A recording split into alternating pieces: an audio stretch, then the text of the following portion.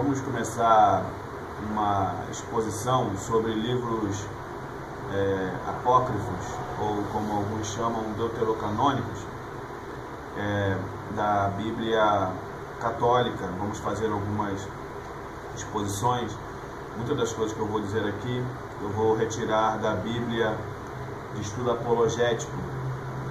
Então, vamos citar textos da Bíblia católica, né, desses livros em específico, e você consegue pela internet mesmo baixar a Bíblia Jerusalém, por exemplo, e fazer uma análise textual do que eu estou referindo. A você católico que está tendo acesso a esse vídeo, peço a você que entenda que existe o maior respeito entre o povo cristão e o povo católico, o povo evangélico e o povo católico.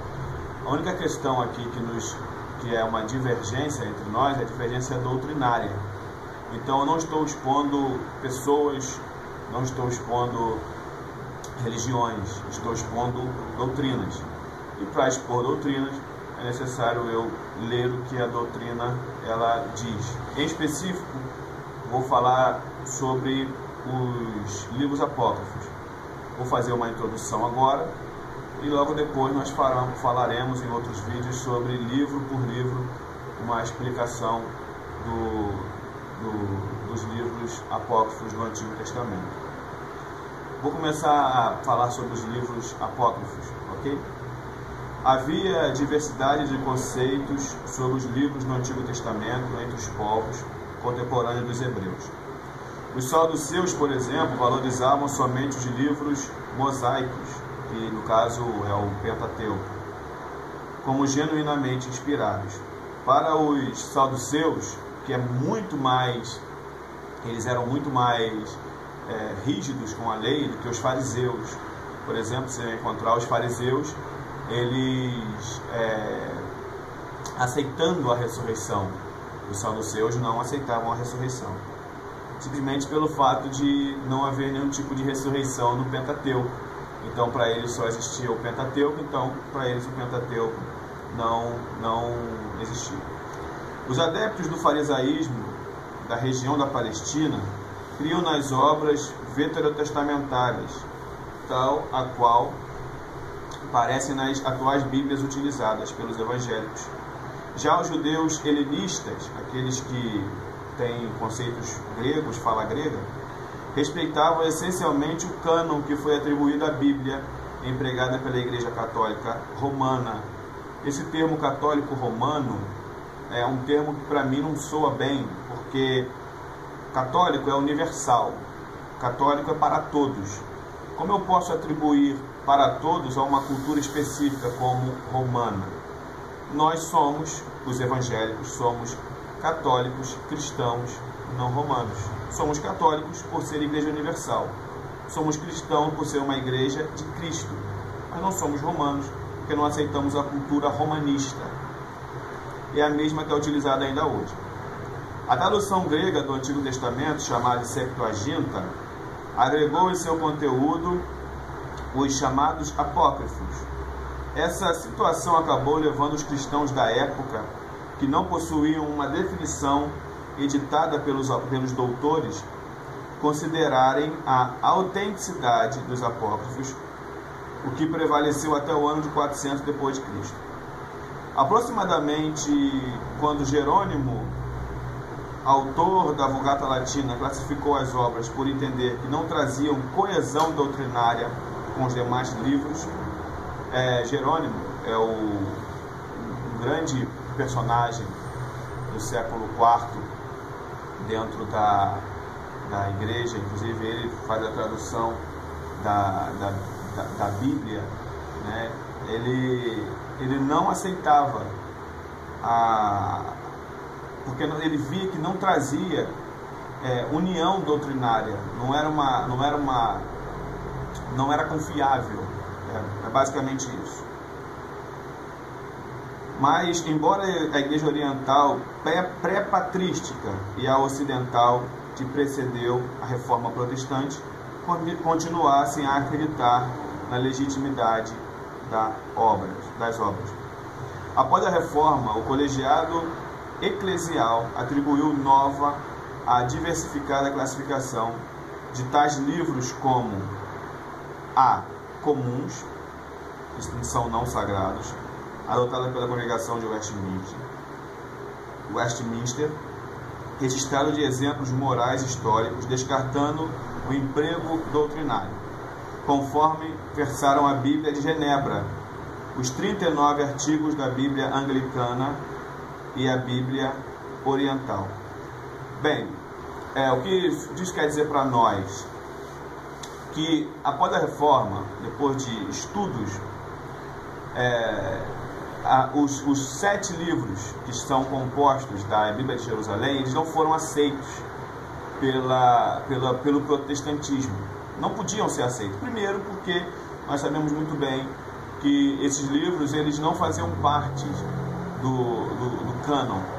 E em outro ponto, esses livros também foram usados para contrapor a reforma. Mais para frente a gente vai ver sobre isso, que os livros foram usados para contrapor a reforma. Eles não, porque na reforma protestante, os livros existentes foram usados como base para o que foi dito por Lutero, por Zwinglio e por outros reformadores que participaram da reforma de maneira específica e direta. Então eles pegaram o povo católico, os católicos pegam esses livros que não eram considerados canônicos e canonizam esses livros, inserem esse livro de maneira que eles pudessem ser usados contra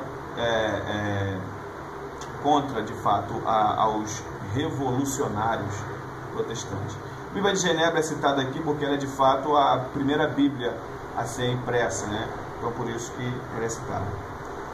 A sagração dos apócrifos ao emprego da Bíblia Católica Romana aconteceu no Concílio de Trento, como eu acabei de dizer, em 1546 e 1548.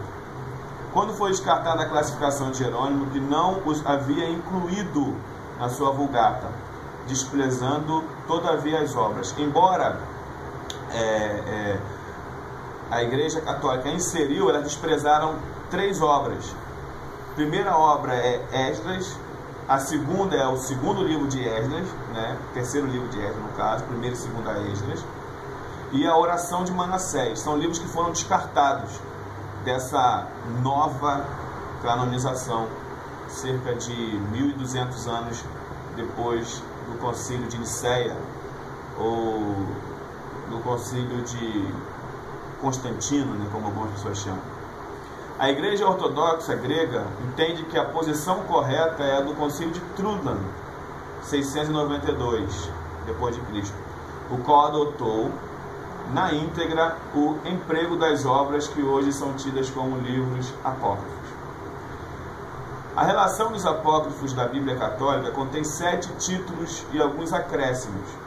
Os livros, né, os títulos, como é chamado aqui, Tobias, Judite, 1 Macabeus, 2 Macabeus, Sabedoria, Eclesiástico e Baruque. Os acréscimos são 2 capítulos que tem a mais em Daniel, né? Daniel, inclusive o capítulo 14 de Daniel fala de uma segunda vez que Daniel vai parar na cova dos leões, por aí vai. E um acréscimo também no livro de Esther, né? Entre os quais podemos destacar uma série de narrativas comprometedoras quanto à legitimidade da reclamada inspiração, tomando por base o texto anotado na versão bíblica de Jerusalém. Quando eu citar, né, não nesse vídeo, mas nos próximos vídeos, os livros apócrifos, um por um, vai aparecer, eu vou citar aqui as contradições com a Bíblia, com o restante da Bíblia, e também vou citar as contradições escriturísticas do próprio texto, como o texto ele contrapõe o que a Bíblia diz, né? A diferença entre a Bíblia hebraica, a Bíblia protestante e a Bíblia católica. A Bíblia hebraica tem 39 livros no Antigo Testamento, e no Novo Testamento não tem nenhum livro, porque os judeus não aceitam o Novo Testamento como canônico. A Bíblia protestante tem 39 livros no Antigo Testamento e 27 no Novo Testamento, somando 66 livros. A Bíblia de Jerusalém, ou a Bíblia Católica, ela tem 46 livros no Antigo Testamento e 27 livros no Novo Testamento. Essa é de fato uma introdução aos livros apócrifos. Espero que você tenha gostado da introdução. Se inscreva no canal, se puder me ajudar, e divulgue o vídeo. Nós vamos falar primeiro sobre o livro de Tobias, sobre as implicações do livro de Tobias e os erros teológicos, tá bom? Fique na paz do Senhor, Deus te abençoe. Quando puder lembrar de mim, ore por mim, em nome de Jesus. Amém? Fique na paz.